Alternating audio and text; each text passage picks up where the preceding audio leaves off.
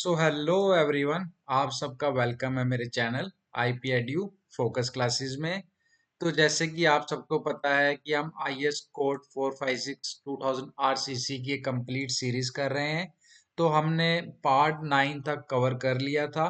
आज इस सीरीज का पार्ट है 10th। ठीक है, अब इसके बाद हमारे दो ही पार्ट रह जाएंगे, पार्ट 11 और पार्ट 12।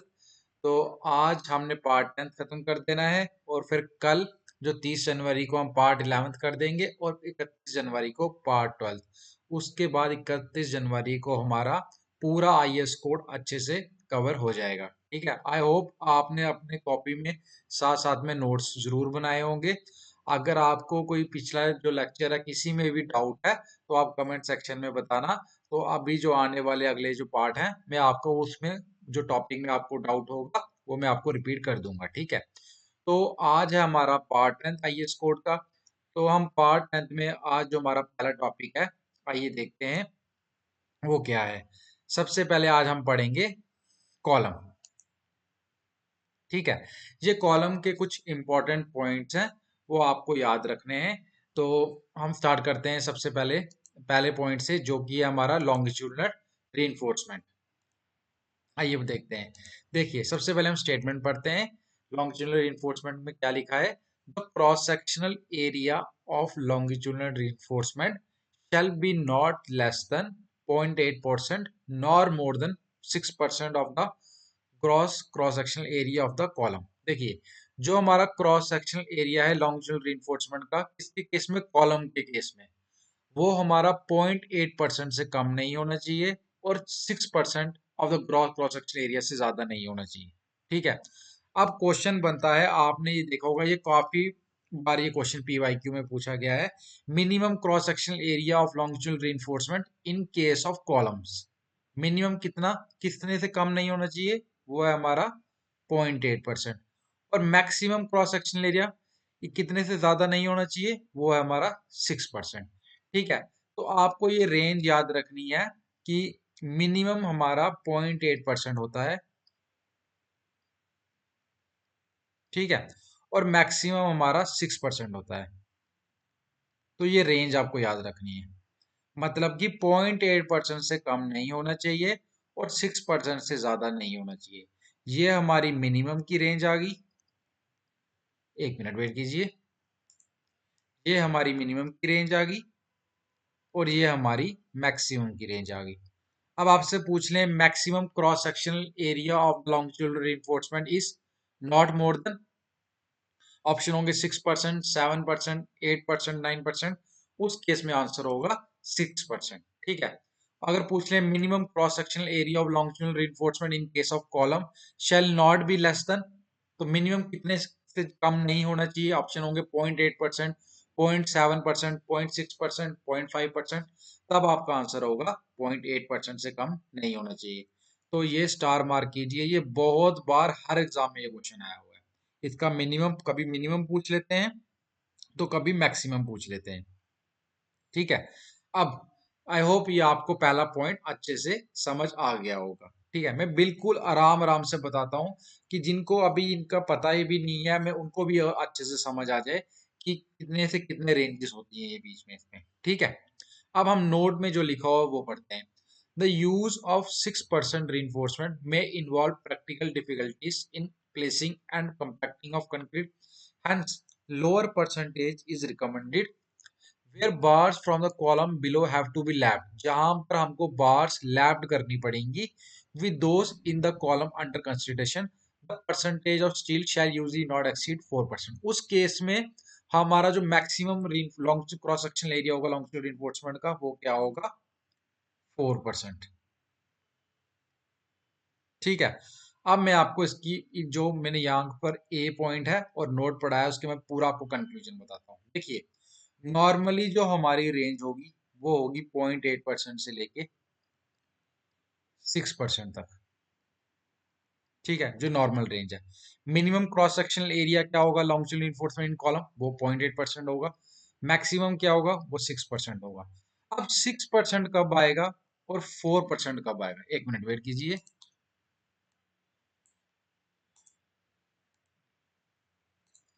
अब 6% कब आएगा और 4% कब आएगा, ये आपको याद रखना है। जब लिखा होगा bars not lapped, bars lapped नहीं है, तब 6% है। अगर लिखा होगा बार्स लैप्ड है, बार्स लैप्ड है, तब हमारा 4% आएगा।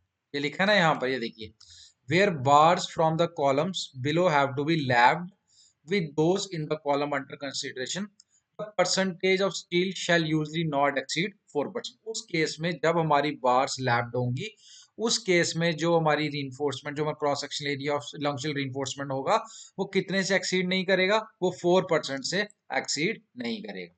आई होप आपको यह पॉइंट अच्छे से समझ आ गया होगा। अगर कुछ भी नहीं मेंशन हो, बार्स लैप्ड है, बार्स लैप्ड नहीं है, तो आपको 6% लेना है मैक्सिमम, क्योंकि जो हमारी जनरल रेंज है वो हमारी है 0.8% से 6% तक। अगर मेंशन हुआ कि बार्स लैप्ड है, उस केस में आप 4% लोगे। अगर कुछ भी नहीं मेंशन है, तब आपको मैक्सिमम 6% ही लेना है। अगर मेंशन है कि बार्स लैप्ड है, तब आपको 4% लेना है। ठीक है, ये मैंने आपको काफी बार, 2-3 बार रिपीट कर दिया, इसलिए रिपीट किया क्योंकि ये जो पॉइंट्स हैं दोनों, जो मैंने ए पॉइंट बताया और नोट वाला बताया, ये एग्जाम में पूछा जा चुका है। ठीक है, काफी बार पूछा जा चुका है, एक बार नहीं, ये 10-12 बार पूछा जा चुका है डिफरेंट डिफरेंट एग्जाम में। तो आपको ये याद रखना है कि 6% कब आएगा और 4% कब आएगा। जनरल हमारा 0.8 से 6% होगा। अगर पूछ लें जब बार स्लैब्ड है, उस केस में वो एक्सीड नहीं करना चाहिए 4%, उस केस में हमारा 4% आएगा। ये जो मैंने लिखा है ना, 6% bars not lapped, 4% bars lapped, ये आप अपनी कॉपी में नोट की फॉर्म में लिख लीजिए आप। ठीक है, आई होप आपको ये अच्छे से समझ आ गया होगा फर्स्ट पॉइंट। ठीक है, अब हम सेकंड पॉइंट देखते हैं। देखिए, the minimum number of longitudinal bars provided in a column shall be 4 in rectangular columns and 6 in circular columns। देखिए, जो हम लॉन्गिट्यूडनल बार्स प्रोवाइड करते हैं कॉलम में, वो मिनिमम कितनी होनी चाहिए रेक्टेंगुलर कॉलम के केस में और सर्कुलर कॉलम के केस में। जो बच्चे पीवाईक्यू लगा रहे होंगे, उन्होंने ये पॉइंट भी काफी बार एग्जाम में देखा होगा। देखिए, जो minimum number of longitudinal bars होती हैं, प्रोवाइड करते हैं हम कॉलम में, वो 4 होती हैं किसके केस में, रेक्टेंगुलर कॉलम के केस में, और 6 होती हैं किसके केस में, सर्कुलर कॉलम के केस में। ठीक है, अब क्वेश्चन सिंपल आया हुआ है, इससे सीधा पूछते हैं कि बताइए the minimum number of longitudinal bars provided in A column, provided in A rectangular column इस कितनी होंगी। ऑप्शन होंगे 4, 5, 6, 7, तो उसका आंसर होगा 4 बार्स होंगी। अब पूछ लें minimum number of longitudinal bars provided in a circular column is कितनी होंगी। ऑप्शन होंगे 4, 5, 6, 7, तो इसका आंसर होगा 6। ठीक है, ये जो मैंने पूरी स्लाइड आपको बताई है, आई होप आपको अच्छे से समझ आई होगी। ये आप अपनी कॉपी में नोट कर लीजिए, ये काफी इंपॉर्टेंट टॉपिक है ये। ठीक है, तो अगर किसी को भी डाउट हुआ तो कमेंट सेक्शन में बता देना मेरे को, मैं आपको उसी टाइम अच्छे से क्लियर कर दूंगा। ठीक है, अगर फिर भी आपको उस टाइम क्लियर नहीं होगा, तो मैं जब अगला लेक्चर कराऊंगा, तो उसके बाद उसमें अगले लेक्चर में आपको वो क्लियर कर दूंगा। ठीक है, आई होप आपको ये फर्स्ट स्लाइड अच्छे से समझ आई होगी। अब मैं नेक्स्ट स्लाइड की तरफ बढ़ता हूँ आगे। देखिए, ये भी कॉलम में ही है, कुछ इंपॉर्टेंट पॉइंट्स हैं, तो ये हम पढ़ते हैं। सबसे पहला थर्ड पॉइंट है हमारा, अभी हमने 2 पॉइंट पढ़ लिए, ये हमारा तीसरा पॉइंट है। The bars shell not be less then 12 mm in diameter. जो हम कॉलम के केस में बार्स यूज करेंगे ना, वो कितने डायमीटर से कम नहीं होनी चाहिए, वो 12 डायमीटर से कम नहीं होनी चाहिए। ये पॉइंट भी डिफरेंट डिफरेंट एग्जाम में पूछा गया हुआ है कि कॉलम के केस में जो हम बार्स यूज करते हैं, वो कितने डायमीटर से कम नहीं होनी चाहिए, मतलब कि 12 के डायमीटर से कम नहीं होनी चाहिए। जो बार यूज करते हैं, उनका डाया 12 से कम नहीं होना चाहिए। ठीक है, एक ये पॉइंट भी एग्जाम में आएगा। और ये आ चुका है, पूछा है कि इन case of column the bars shell not be less then, option होते हैं 10 mm, 12 mm, 14 mm, 15 mm। इसका आंसर होगा 12 mm इन डायमीटर। ठीक है, आई होप आपको थर्ड पॉइंट भी अच्छे से समझ आया होगा। ये बिल्कुल सिंपल स्टेटमेंट्स हैं, या आपको एक दो बार आप पढ़ोगे ना, आपको अच्छे से ये रिमेम्बर रह जाएंगी ये। ठीक है, अब हम फोर्थ पॉइंट पढ़ते हैं। फोर्थ पॉइंट में क्या लिखा है, a reinforced concrete column having helical reinforcement shall have at least 6 bars of longitudinal reinforcement within the helical reinforcement. देखिए, अब हमने पढ़ा ना कि रेक्टेंगुलर कॉलम के केस में जो हम बार यूज करेंगे वो मिनिमम 4 यूज करेंगे, सर्कुलर के केस में बार यूज करेंगे वो हम यूज करेंगे 6। अब हेलिकल रीइंफोर्समेंट के केस में जो हमारी बार यूज होती है मिनिमम, वो हमारी यूज होती है 6 नंबर ऑफ बार्स। ठीक है, आप पूछ लें मिनिमम नंबर ऑफ बार्स बताइए इन केस ऑफ हेलिकल रीइंफोर्समेंट वाले में। ठीक है, उस केस में हम 6 बार्स यूज करते हैं। आई होप ये भी आपको अच्छे से समझ आया होगा। ये बिल्कुल सिंपल सिंपल स्टेटमेंट्स हैं, ये आप एक दो बार खुद पढ़ोगे आपको पता चल जाएगा। ठीक है, यहाँ लिखा है reinforced concrete column having helical reinforcement shall have at least 6 bars of longitudinal reinforcement within the helical reinforcement। ठीक है, हेलिकल reinforcement के केस में मिनिमम नंबर ऑफ बार्स कितनी होनी चाहिए, वो है हमारी 6 बार्स। ठीक है, आई होप आपको ये पॉइंट भी अच्छे से समझ आया होगा। अब हम ई पॉइंट देखते हैं, फिफ्थ पॉइंट देखते हैं। Spacing of longitudinal bars measured along the periphery of the column shall not exceed 300 mm।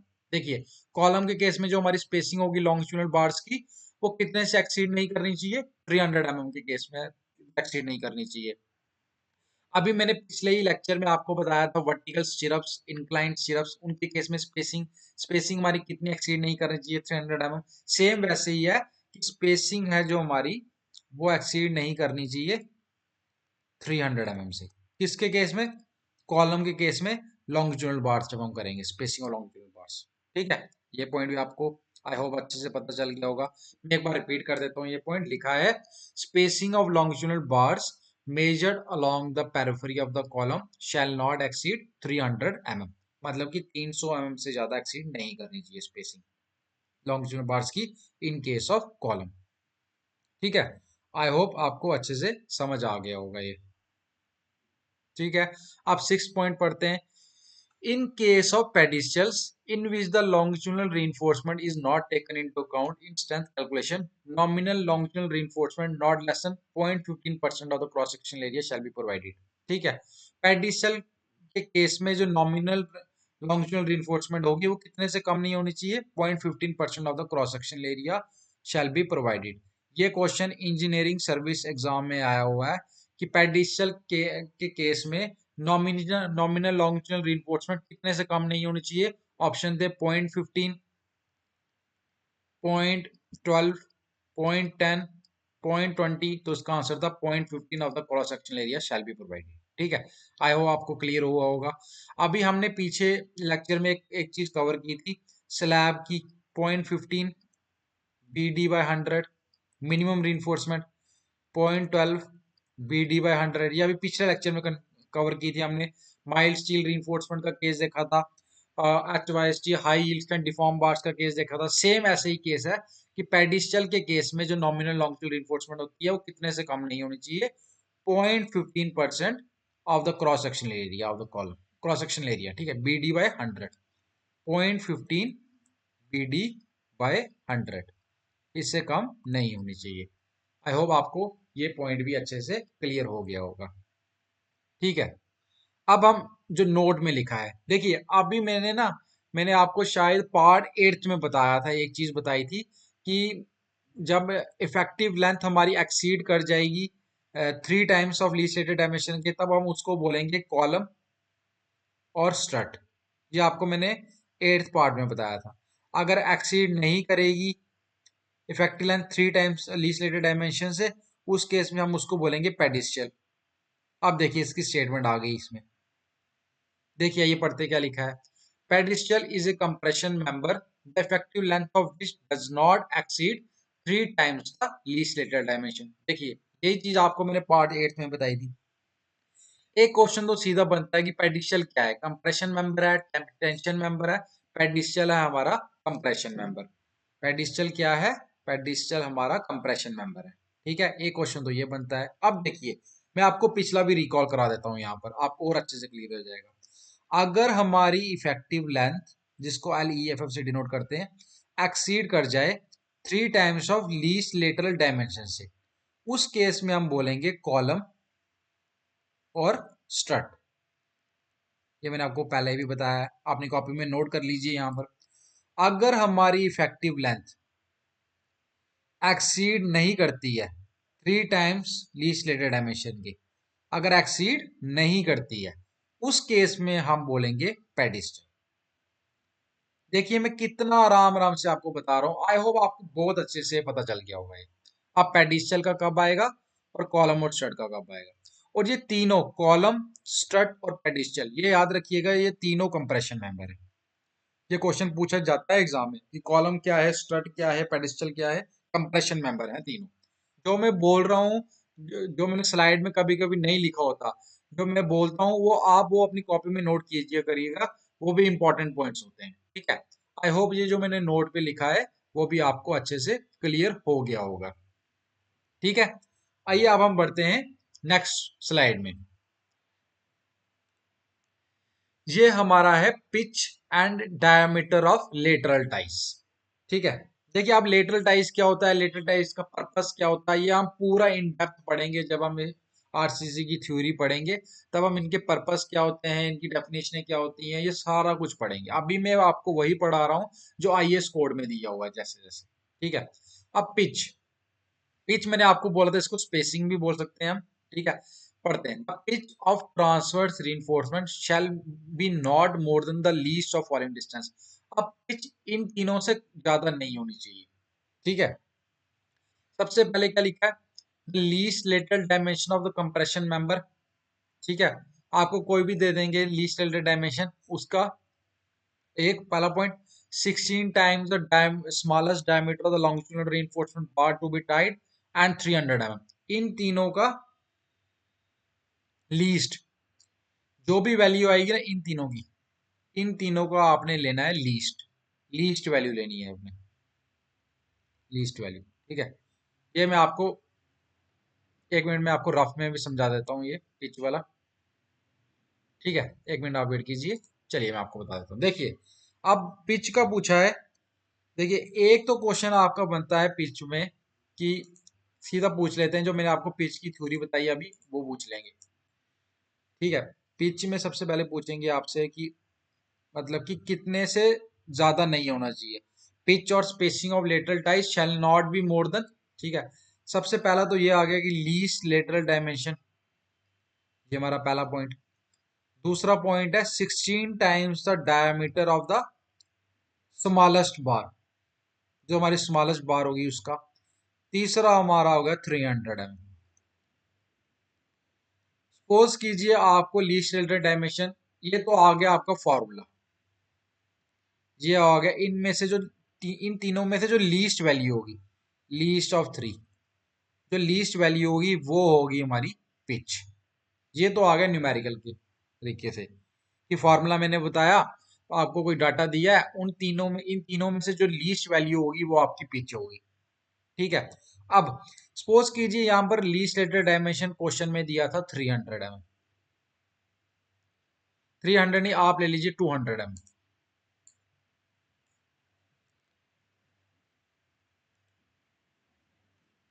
ले लीजिए 200 mm। अब 16 times diameter of smallest part, हमको कोई बार का सपोज कीजिए 12 mm दिया था। ठीक है, इसको इससे मल्टीप्लाई किया, 16 को 12 के साथ हमने मल्टीप्लाई कर दिया। ठीक है, 192 आया, 192 mm आया। ठीक है, डायमीटर ऑफ बार दिया था 12 mm, तो इसका क्या आया 192। ठीक है, अब 300 mm हमारी तीसरी कंडीशन है। अब बताइए इस केस में पिच क्या होगी। अभी मैंने लिखा कि इन तीनों में से जो लीस्ट वैल्यू होगी वो हमारी पिच होगी, तो इसका आंसर होगा 192 mm। ये होगी हमारी पिच, और जिसको स्पेसिंग भी बोलते हैं ऑफ लेटरल टाइज, इन ये होगी हमारी 192 mm। आई होप आपको अब ये अच्छे से क्लियर हो गया होगा। ठीक है, या तो आपसे पूछ लेंगे ये तीनों कंडीशनें बताओ, या तो आपसे डाटा दिया होगा, आपसे पूछ लेंगे कि पिच और स्पेसिंग भी बोलते हैं, उसका बताइए कि पिच और स्पेसिंग कितनी होगी। तो इन तीन केस में जो सबसे लीस्ट वैल्यू क्या थी हमारी 192 mm, वो हमने ले ली पिच। ठीक है, आई होप अब आपको ये अच्छे से क्लियर हो गया होगा। ठीक है, तो अब हम नेक्स्ट देखते हैं, एक एक डाटा हो रहा है डायमीटर वाला, अब हम वो भी समझते हैं, इसी में समझेंगे वो भी हम, जो डायमीटर वाला डाटा है हमारा।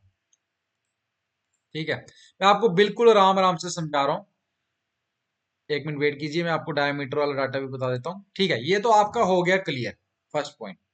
अब सेकंड पॉइंट देखिए, the diameter of the polygonal links और लेटरल टाइज, लेटरल टाइज को हम पॉलीगोनल लिंक्स भी बोलते हैं, shall be not less than 1/4 of the diameter of the largest longitudinal बार। जो हमारा बार का जो हमको सपोज कीजिए एक 15 mm की बार दी है, एक 12 mm की बार दी है, हम लार्जेस्ट कौन सी है, वो 15 mm की है, हम उसका 1/4 करेंगे। And in no case less than 16 mm, 16 mm से कम नहीं होनी चाहिए। ठीक है, 16 mm से कम नहीं होनी चाहिए। एक मिनट, सॉरी, एक यहाँ पर मिस्टेक हुई है, यहाँ पर 16 mm नहीं आएगा, यहाँ पर आपका आएगा 6 mm। सॉरी, यहाँ पर एक गलती में से लिखा गया है 16 mm, यहाँ पर आपका 6 mm आएगा। ठीक है, in no case less than 6 mm। अब मैं आपको ये भी बता देता हूँ एक बार, देखिए डायमीटर पूछा है, अब पहले आपसे पूछा था स्पेसिंग का, पिच का, अब डायमीटर पूछ लिया लेटरल टाइज का, डायमीटर ऑफ लेटरल टाइज। पहले पूछा था पिच ऑफ लेटरल टाइज। ठीक है, अब क्या पूछ लिया, अब आपसे पूछ लिया डायमीटर ऑफ लेटरल टाइज। ठीक है, ये होगा हमारा पहला पॉइंट क्या है, 1/4 of diameter of largest longitudinal बार, जो लार्जेस्ट बार होगी, मैं ऐसे लिख देता हूं, और दूसरा होगा 6 mm।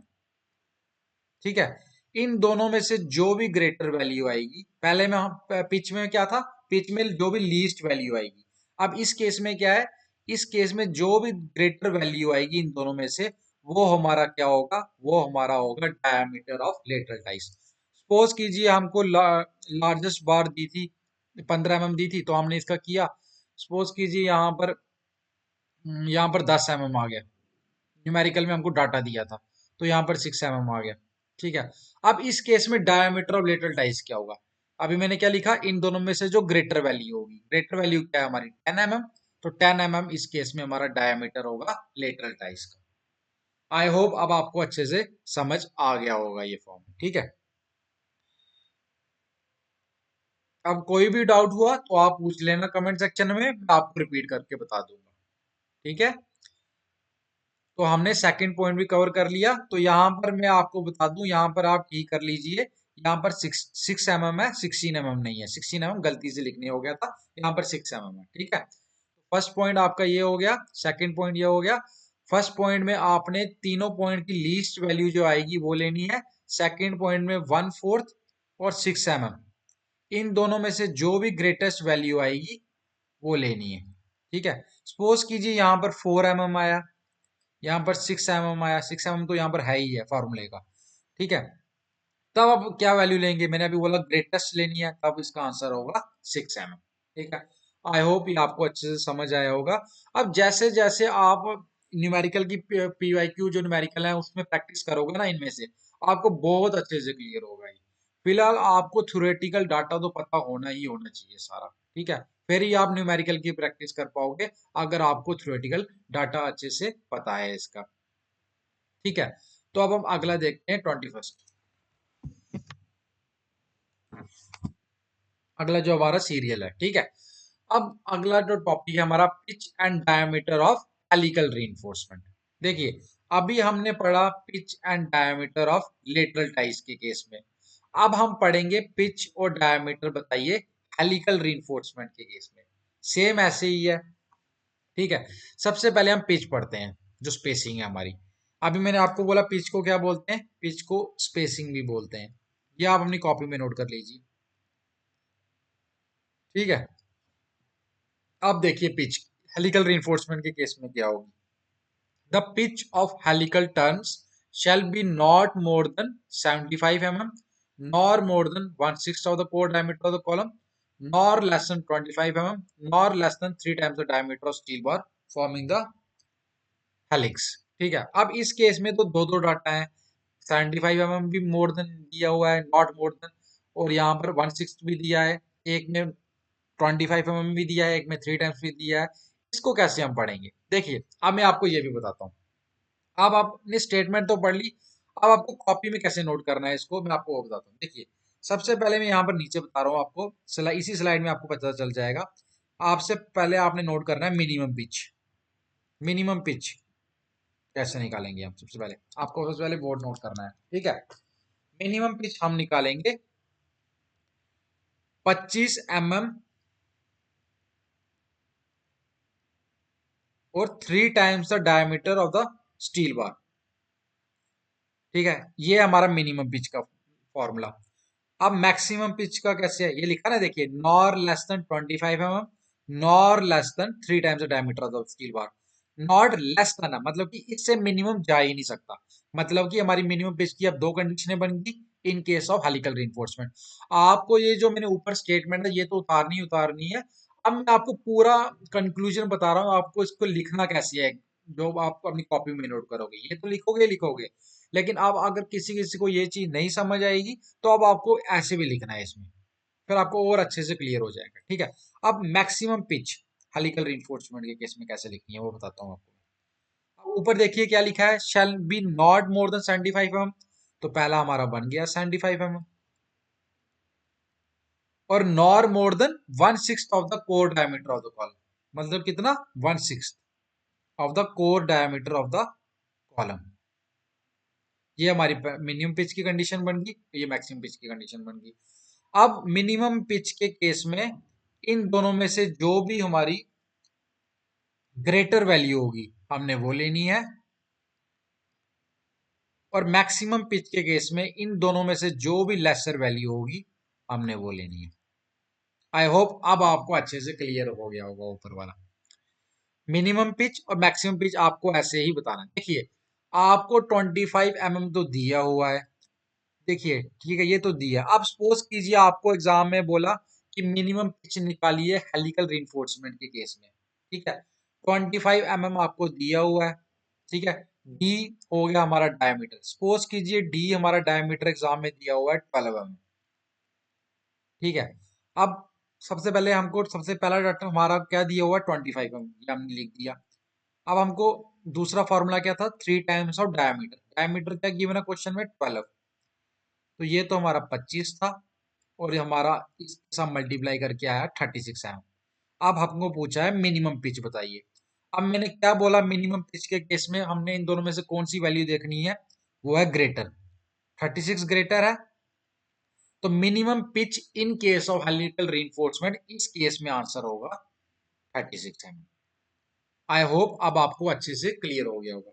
सेम ऐसे ही मैक्सिमम पिच का पूछेंगे, कोर डायमीटर दिया होगा, 1/6 से मल्टीप्लाई करके जो भी इन दोनों में से लेसर वैल्यू आएगी वो आपका मैक्सिमम पिच होगा, किसके केस में, हेलिकल रीइंफोर्समेंट के केस में।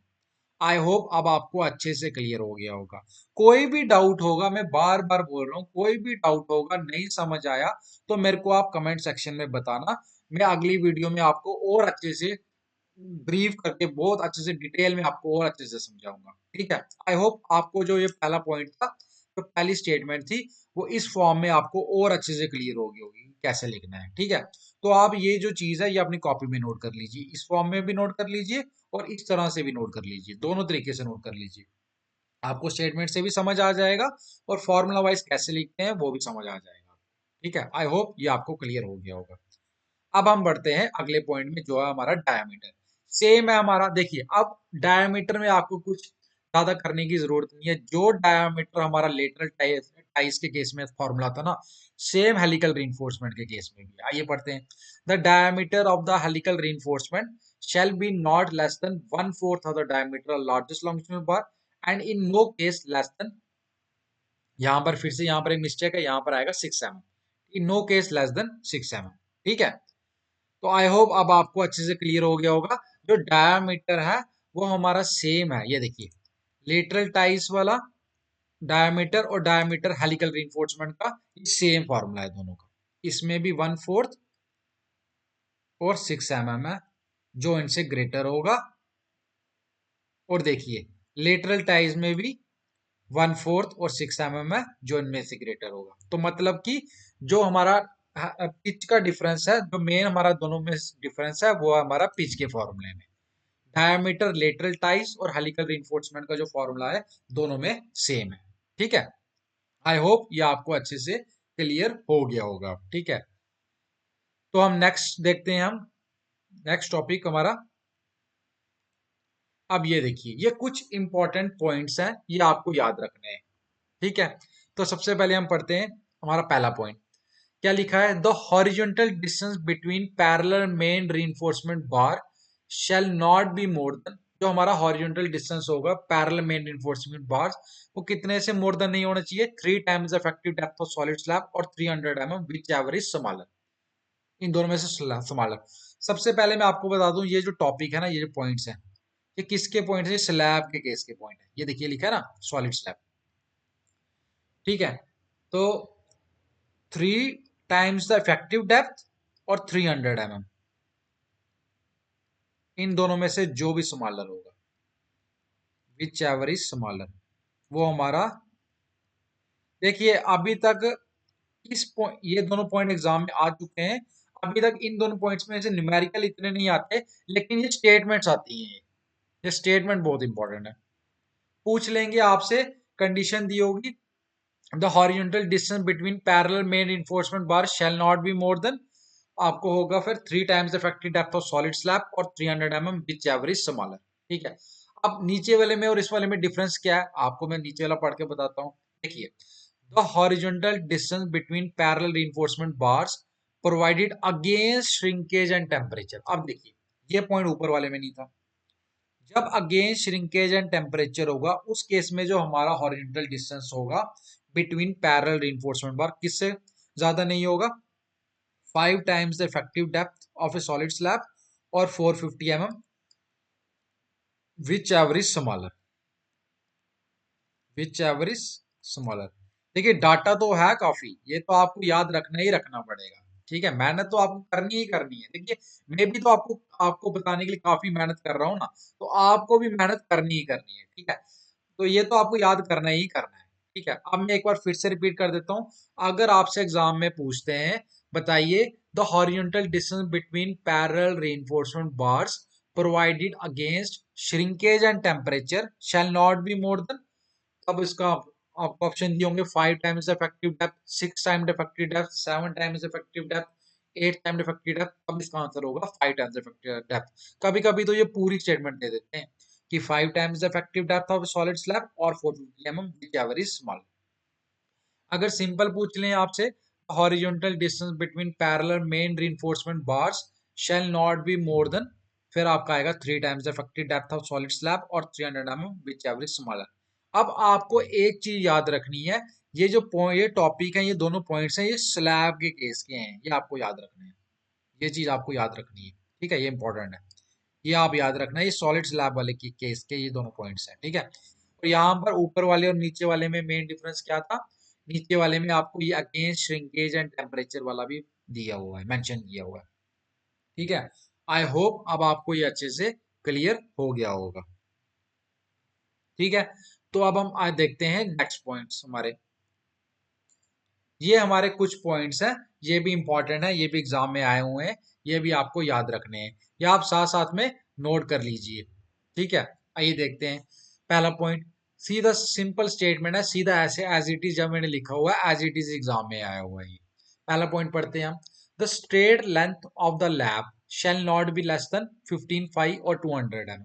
जो हमारी स्ट्रेट लेंथ होती है लैब की, कितने से लेस देन नहीं होनी चाहिए? 15 5 और 200 mm। 5 क्या हमारा डायामीटर। ठीक है, ये हो गया पहला पॉइंट।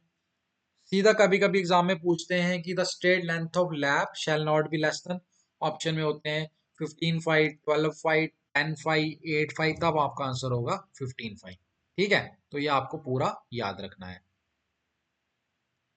अब अगला point, splices in tension members shall be enclose in spirals. जो हमारी स्प्लाइसिस होती है टेंशन मेंबर में, उसको हम इनक्लोज करते हैं स्पाइरल्स, जो मेड ऑफ बार्स, जो बार का डायमीटर है वो 6 mm से कम नहीं होना चाहिए, और जो हमारा पिच है जिसको हम स्पेसिंग कहते हैं, वो 100 mm से ज्यादा नहीं होना चाहिए। ठीक है, आई होप आपको ये भी पॉइंट अच्छे समझ आया होगा। मैं फिर से बता देता हूँ, स्पाइरल जो मेड ऑफ बार्स है, वो not less than 6 mm diameter, 6 mm diameter से कम नहीं होना चाहिए, और पिच है जो हमारी 100 mm से ज्यादा नहीं होनी चाहिए। ठीक है, enclose in spirals made of bars not less than 6 mm diameter with pitch not more than 100 mm. Pitch 100 mm से ज्यादा नहीं होनी चाहिए और डायमीटर 6 mm से कम नहीं होना चाहिए। ये पॉइंट आपको एज इट इज याद रखना है, क्योंकि ये एक एई के एग्जाम में क्वेश्चन आया था फिलअप की फॉर्म में। कैसे आया था मैं आपको वो भी बता देता हूँ। पूछा था splices in tension member shall be enclosed in spirals made of bars not less than fill up थी with pitch not more than fill up थी। तो ऑप्शन ऐसे थे, सबसे पहला ऑप्शन था 600, फिर अगला ऑप्शन था हमारा 580, 450 और उसके बाद ऑप्शन था 975। तो इसका आंसर था 6 और 100, ये दोनों फिलअप थी। ठीक है, ऐसे ऐसे क्वेश्चन आते हैं एग्जाम में। जो इंपॉर्टेंट है मैं वही पढ़ा रहा हूँ, एक्स्ट्रा कुछ नहीं पढ़ा रहा आपको मैं। ये क्वेश्चन इंजीनियरिंग सर्विस एग्जाम में आ चुका है। एज इट इज आपसे ये लास्ट जो स्टेटमेंट है वो पूछी थी, इसको भी पढ़ लेते हैं हम। देखिए, when bars of two different diameters are to be spliced, अब जो बार्स हैं दो डिफरेंट डायमीटर की हम स्प्लाइस करेंगे तो हमारी लैप लेंथ कैलकुलेट होगी किस डायमीटर ऑफ बार के बेस के ऊपर। ये चीज मैं आपको, ये स्टेटमेंट आपको मैं पहले भी पढ़ा चुका हूँ। The lap length shall be calculated on the basis of diameter of the smaller bar. ठीक है, आई होप किसके बेस के ऊपर कैलकुलेट होगी, जो हमारा डायमीटर होगा स्मॉलर बार का, ना कि लॉन्गिट्यूडनल बार का, स्मॉलर बार का। ठीक है, when bars of two different diameters are to be spliced, the lap length shall be calculated on the basis of diameter of the smaller bar। ठीक है, आई होप आपको ये अच्छे से क्लियर हो गया होगा। अब फोर्थ पॉइंट देखिए। फोर्थ पॉइंट अभी तक जो मैंने एनालिसिस किया है पीवाईक्यू, वो किसी एग्जाम में आया नहीं है, लेकिन आपको ये याद रखना है। ये जो लास्ट की स्टेटमेंट है आपको सिर्फ ये याद रखनी है जो मैंने रेड मार्क की है। अब ऊपर वाला स्टेटमेंट हम पढ़ते हैं क्या लिखा हुआ है। When splicing of welded wire fabric is to be carried out, lap splices of wire shall be made so that overlap measured between the extreme cross wire shall not be less than, overlap measured करेंगे हम between the extreme cross wire, वो कितने से कम नहीं होना चाहिए, spacing of cross wires plus 100 mm। ये statement आपको एज इट इज याद रखनी है। ठीक है, आई होप ये स्लाइड भी आपको अच्छे से क्लियर होगी। तो अब हम अगला टॉपिक देखते हैं। अगला टॉपिक है हमारा डी बीम। ठीक है, अब डी बीम में से ना कुछ ये रेशो पूछते हैं, वो आपको याद रखनी है। सिंपल डाटा है। अब ये स्टेटमेंट पढ़ते हैं। A beam shall be deem to a deep beam when the ratio of effective span to overall depth is less than 2 for simply supported beam and 2.5 for continuous beam. मतलब कि effective span और overall depth की जो less than 2 है simply supported beam के case में, और less than 2.5 है कॉन्टिन्यूअस बीम के केस में। अब क्वेश्चन कैसे आता है मैं आपको बताता हूँ। एज इट इज स्टेटमेंट आती है, a beam shall be deemed to be a deep beam when the ratio of effective span to overall depth is less than, fill up होती है in case of simply supported beam. अब इसका answer होगा 2। अब पूरी ऊपर वाली statement दी होगी, फिलअप होगी, और पूछ लेंगे इन केस ऑफ कॉन्टिन्यूअस बीम, तब इसका आंसर होगा 2.5। ये हाल ही में जो एसएससी जेई के एग्जाम हुआ था ना 2023 और 24 वाला, ठीक है, उसमें ये क्वेश्चन पूछा गया था एसएससी जेई में। और मैं आपको बता दूं ये दोनों पूछे गए थे। फिलअप थी, एक लिखा था in case of simply supported beam बताओ and in case of continuous beam बताओ। ये ऊपर वाली स्टेटमेंट एज इट इज आएगी आपको, ये आपको याद रखनी है। बस ये वैल्यूज पता होनी चाहिए कि सिंपली सपोर्टेड के केस में वैल्यू होती है हमारी 2 और कॉन्टिन्यूअस बीम के केस में वैल्यू होती है हमारी 2.5। ये आपको कॉपी में एज इट इज नोट करना है। मैं फिर से रिपीट कर देता हूँ। A beam shall be deem to be a deep beam when the ratio of effective span to overall depth is less than 2, value होगी हमारी सिंपली सपोर्टेड बीम के केस में, और 2.5 होगी हमारी कॉर्निस बीम के केस में।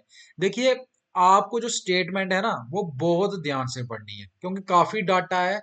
जो आपको मेन रोल प्ले करेगा ना, जो हमारी मेन गेम चेंजिंग होगा, वो हमारी स्टेटमेंट होगी। आपको स्टेटमेंट बहुत ध्यान से पढ़नी है, किस चीज के बारे में पूछ रहा है ये। ठीक है, अब यहाँ पर डी बीम का टॉपिक है ये, उसके केस में ये वैल्यूज है। आपको ये दोनों अच्छे से याद होनी चाहिए। आई होप आपको ये क्लियर हो गया होगा। ठीक है, अब हम पढ़ते हैं फ्लैट स्लैब्स के केस का।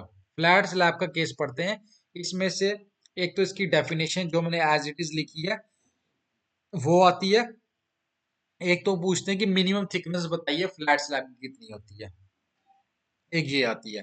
ठीक है, सबसे पहले हम पढ़ते हैं फ्लैट स्लैब का केस की वैल्यूज। ठीक है, आइए। Flat slabs, the term flat slabs means reinforced concrete slab, एक रीइंफोर्स्ड कंक्रीट स्लैब होती है विद और विदाउट ड्रॉप्स। ठीक है, सपोर्ट जनरली विदाउट बीम्स के सपोर्ट होती है ये, बाय कॉलम्स विद और without flare column heads. The ठीक है, अब आपसे पूछते हैं, ये स्टेटमेंट आती है कि रीइंफोर्स्ड कंक्रीट स्लैब विद और without drops supported generally without beams. ये मैंने काफी वॉइस में, लोकल काफी में ऊंची वॉइस में बोला है विदाउट बीम्स। ये देखिए, ये आपको पॉइंट अच्छे से याद रखना है, विदाउट बीम्स है ये।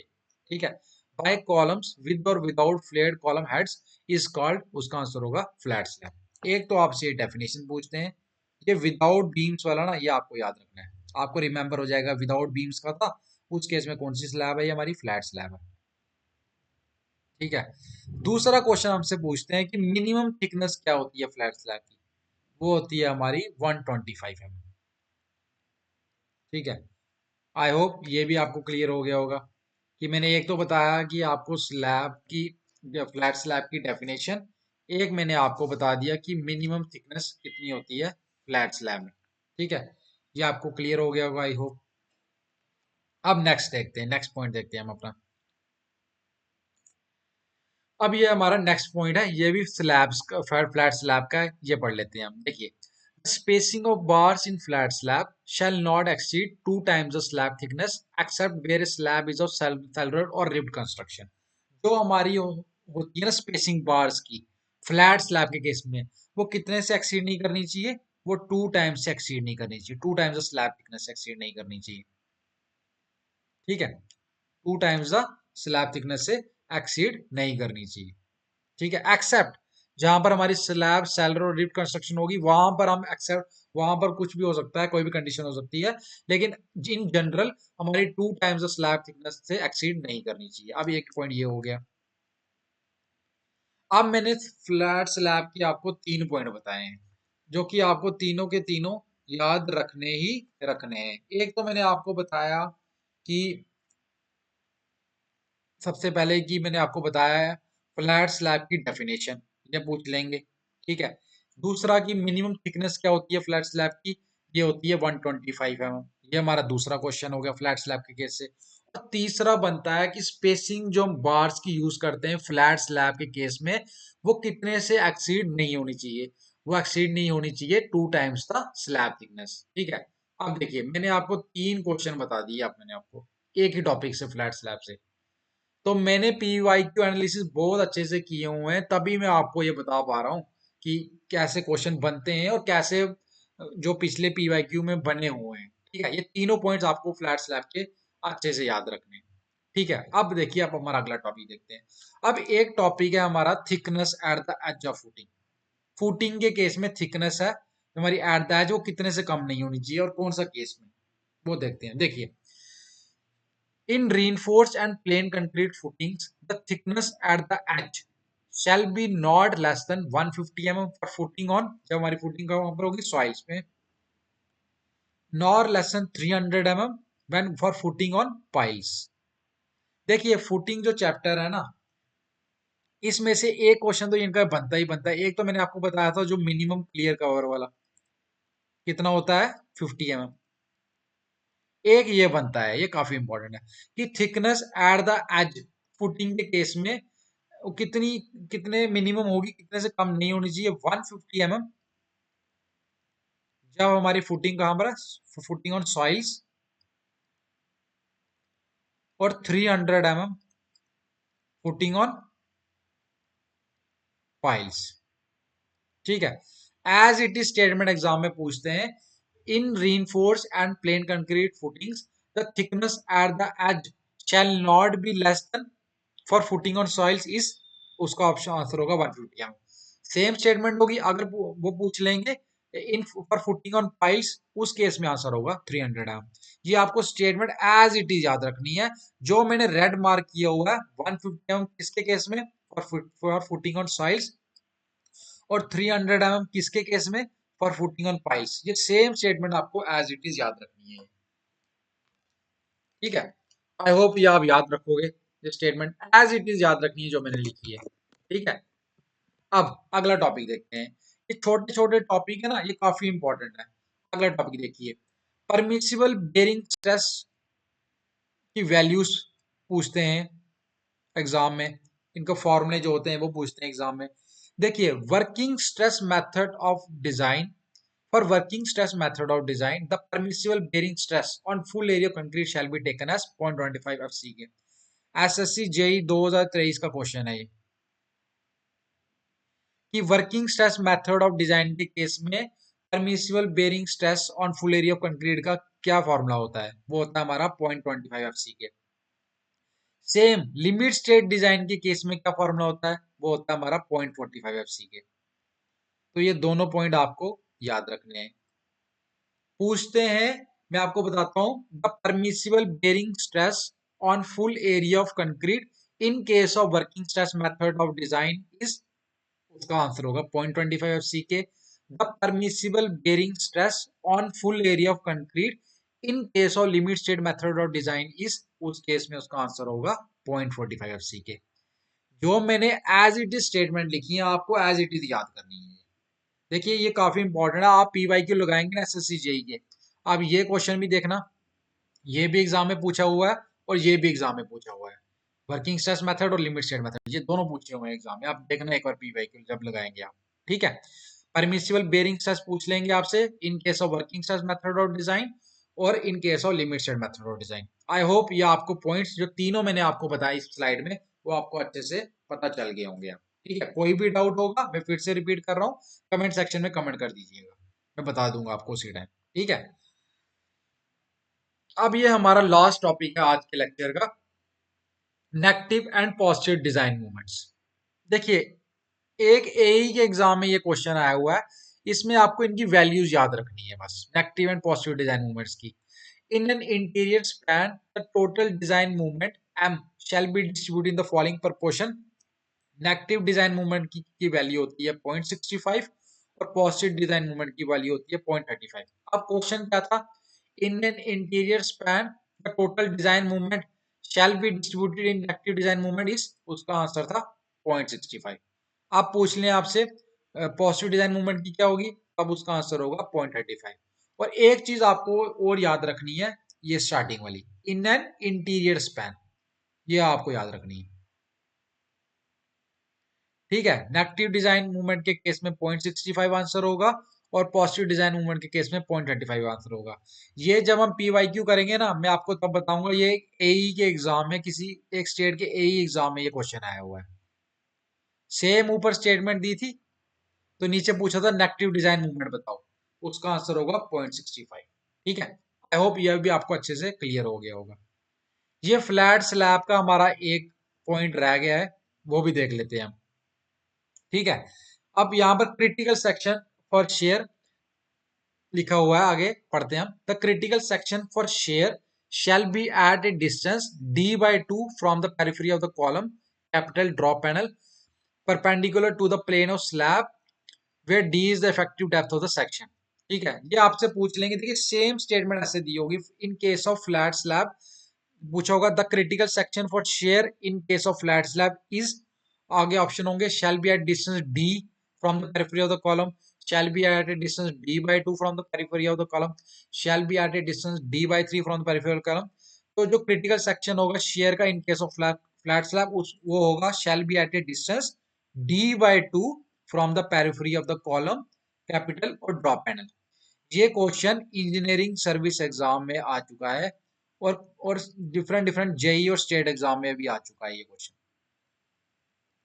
ठीक है, ये पॉइंट भी काफी इंपॉर्टेंट है फ्लैट स्लैब के केस में। फिर से रिपीट करता हूं, the critical section for share in case of flat slab shall be at a distance d/2 from the periphery of the column, capital drop panel, perpendicular to the plane of the slab where d is the effective depth of the section। ये आपको as it is statement याद करनी है। इसका case है, ये हमारा flat slab का केस है। ठीक है, अब आपको मैंने आज का जो भी लेक्चर में टॉपिक पढ़ाए हैं, कुछ भी अगर आपको नहीं समझ आया है तो आप मेरे को बताना, मैं बता दूंगा आपको, या तो कमेंट में बता दूंगा आपको, या तो जो हमारा अगला लेक्चर होगा उसमें बता दूंगा। मैं बिल्कुल आराम से, बिल्कुल बेसिक तरीके से आपको हर एक चीज अच्छे से समझा रहा हूँ। ठीक है, तो मैं अपना 100% देने की कोशिश कर रहा हूँ कि 100% अपना पूरा एफर्ट डालूं कि आपको अच्छे से समझ आ जाए। ठीक है, तो अब आज का टॉपिक तो यहाँ पे खत्म होता है। आज हमने बहुत सारे टॉपिक कवर किए। अब इसके सिर्फ 2 ही लेक्चर रह गए हैं, पार्ट 11 और पार्ट 12। उसके बाद हमारा आईएएस कोड टोटली कंप्लीट है।